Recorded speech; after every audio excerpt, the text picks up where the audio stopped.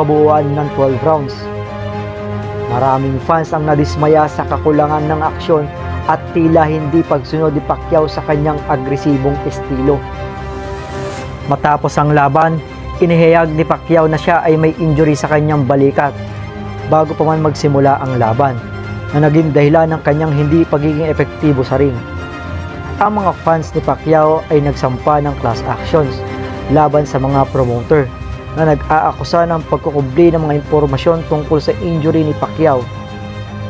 Ang fight of the century ay natapos sa isang kontrobersyal na unanimous decision na pabor kay Mayweather.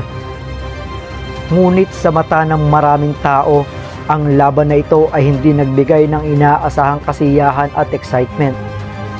Sa kabila ng lahat, ang laban na ito ay naglagay na isang definitive ending na nauwi sa maraming pagtatalo kung sino ang mas magaling sa dalawang boksingero.